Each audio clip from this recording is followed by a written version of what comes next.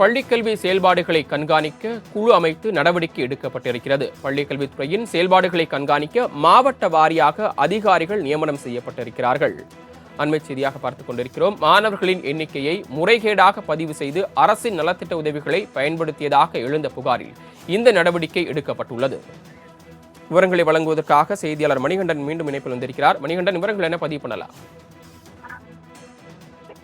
வணக்கம் சரவணன். மாவட்ட வாரியாக பள்ளிக்கல்வித்துறையின் செயல்பாடுகளை கண்காணிக்க அதிகாரிகள் நியமிக்கப்பட்டிருக்கின்றனர். அரசு மற்றும் அரசு உதவி பெறும் பள்ளிகளில் மாணவர்களின் எண்ணிக்கையை முறைகேடாக பதிவு செய்து அரசின் நலத்திட்ட உதவிகளை பயன்படுத்தியதாக புகார்கள் எழுந்து வரும் நிலையில பள்ளிக்கல்வித்துறை இந்த நடவடிக்கையை எடுத்திருக்கிறது.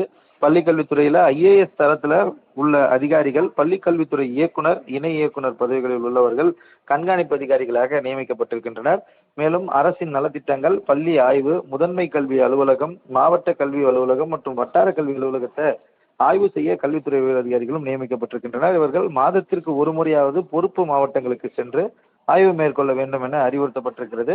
ஒவ்வொரு மாவட்டமும் அந்த ஒவ்வொரு மாதங்களிலுமே அந்த மாதத்திற்கான 5ஆம் தேதிக்குள்ளாக மாதந்தோறும் ஆய்வு செய்து ஆய்வு அறிக்கையை சமர்ப்பிக்க வேண்டும் எனவும் அறிவுறுத்தல்கள் வழங்கப்பட்டிருக்கிறது. முக்கியமாக பல சிக்கல்கள் இந்த பிரச்சனையை ஒட்டி திருவள்ளூர் மாவட்டத்தில் எழுந்த நிலையில அந்த பிரச்சனைக்கு உள்ளான அதிகாரிகள் உடனடியாக அவர்கள் மீது துறை ரீதியிலான நடவடிக்கை எடுக்கப்பட்டிருக்கிறது. அது மட்டுமல்லாமல் இது போன்ற பிரச்சனைகள் தமிழகத்தில் வேறு எங்கும் ஏற்பட்டுவிடக் கூடாது என்பதற்காக முன்னெச்சரிக்கை நடவடிக்கையாக மாவட்ட வாரியாக பள்ளிக்கல்வித்துறையின் செயல்பாடுகளை கண்காணிக்க அதிகாரிகள் நியமிக்கப்பட்டிருக்கின்றனர்.